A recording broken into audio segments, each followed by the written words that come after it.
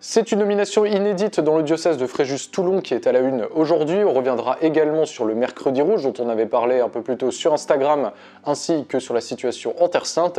Salut à toi internaute et bienvenue sur Actus, l'église en actualité. Et à la une, c'est bien sûr cette nomination ce mardi 21 novembre de Monseigneur François Touvet, qui était jusqu'alors évêque de Châlons-en-Champagne, comme évêque coadjuteur du diocèse de Fréjus-Toulon. Alors pourquoi cette annonce est très importante et mérite qu'on en fasse la une? Il y a deux raisons. Déjà, elle intervient dans un contexte de crise dans le diocèse de Fréjus-Toulon depuis plus d'un an et demi. Le Vatican avait en effet suspendu les ordinations sacerdotales dans le diocèse en juin 2022. Cela signifie que pour le moment, il est impossible pour un séminariste du diocèse d'être ordonné prêtre, ce qui est en fait reproché au diocèse qui est administré par Monseigneur Dominique Ray depuis les années 2000, c'est d'avoir accueilli tout azimut des communautés religieuses ainsi que des vocations. Mais que cela aurait entraîné énormément de dérives dans le diocèse dans des groupes qui sont considérés comme mal encadrés par le Vatican. Une enquête en début d'année a d'ailleurs été commandée par le Vatican pour pouvoir faire l'état des lieux du diocèse et des différentes communautés accueillies, tandis que les soutiens de Monseigneur Dominique Ray saluent au contraire ces différentes initiatives missionnaires et ne comprennent pas pourquoi il est restreint dans ses actions.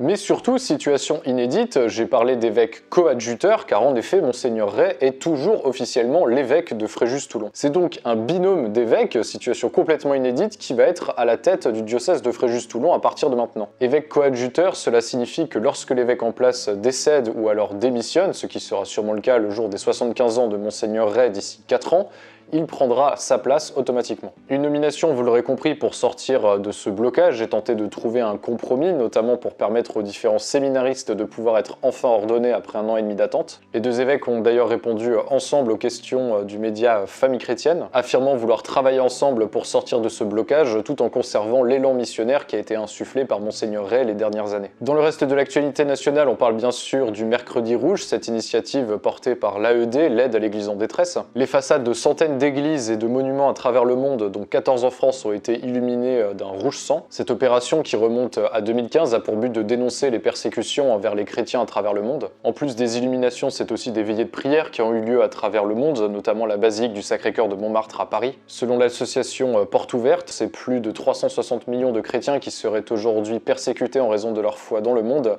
soit 1 sur 7. Après l'Assemblée des évêques, c'est 300 supérieurs de congrégations et instituts religieux de France qui sont réunis à Lourdes de mardi à samedi. Cette assemblée, vous vous en doutez, elle est très attendue à cause de la crise des abus qui touche l'Église depuis quelques années et qui a poussé la COREF depuis 2 ans à initier d'importants changements dans les instituts religieux, puisqu'il y a également des religieux et des religieuses qui sont victimes de ces abus. Le thème de cette rencontre est d'ailleurs assez explicite, la vie religieuse en chemin de transformation, car en effet les changements annoncés vont bien au-delà de la seule question des abus, mais de tout ce qui est abus de pouvoir et problèmes de gouvernance. Comme avec une charte des droits fondamentaux des religieux et des religieuses qui sera votée durant cette session, pour protéger chaque membre d'abus spirituels, de pouvoir, dans le travail entre autres. Et ce alors que le visage des congrégations et des communautés se transforme particulièrement ces dernières années dans le pays, avec de nombreuses communautés qui disparaissent faute de vocation, et d'autres, des communautés nouvelles, qui sont nombreuses à apparaître. On aura l'occasion de revenir sur les conclusions de cette assemblée la semaine prochaine, donc n'hésite pas à t'abonner, d'autant que vous êtes beaucoup à ne pas l'avoir encore fait. Enfin, c'est une information qui a été confirmée par le parquet de Paris ce lundi.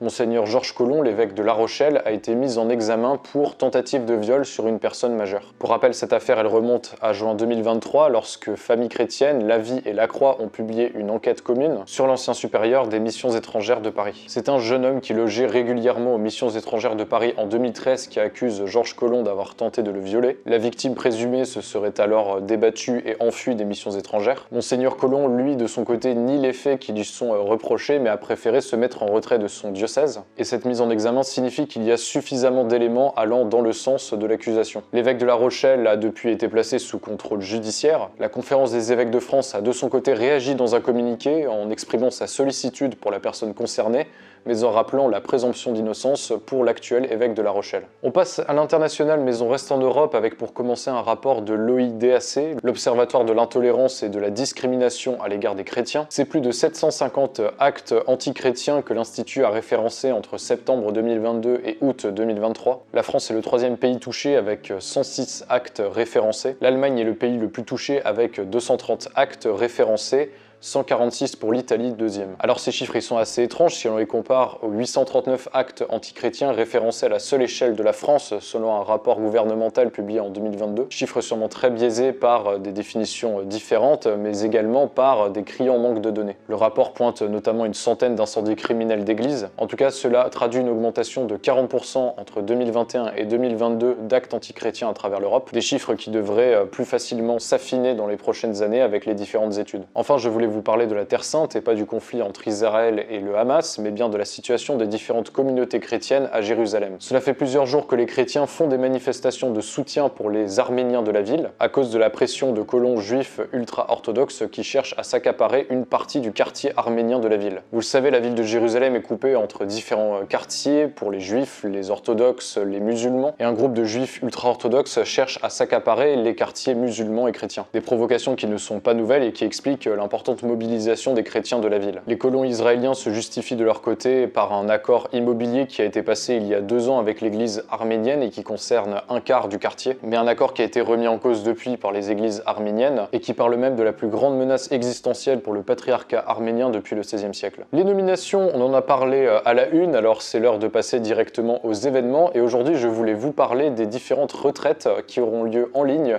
pour la période de l'Avent. Depuis plusieurs années, différentes communautés et applications proposent des parcours pour pouvoir bien préparer le temps de Noël, que ce soit les dominicains avec l'Avent dans la ville ou encore l'Avent des Carmes, ainsi que des applications de prière. Ça pourrait d'ailleurs être le moment pour toi d'en installer une, mais il y en a également plein d'autres. Je te mets quelques propositions dans la description pour que tu puisses préparer à l'avance ta retraite de l'Avent. Voilà, c'est la fin de cette vidéo Actus. J'espère qu'elle t'aura plu et qu'elle t'aura appris des choses. Si c'est le cas, n'hésite pas à la partager et à la liker pour faire grossir la chaîne et pour pouvoir soutenir le projet. Vous êtes également beaucoup à ne pas être encore abonné à la chaîne, alors n'hésitez pas à le faire pour ne rater la sortie d'aucune vidéo. Vous pouvez également me suivre sur Instagram pour suivre l'actualité chrétienne de manière plus quotidienne. Et en attendant, je vous dis à la prochaine sur Ictus. Salut!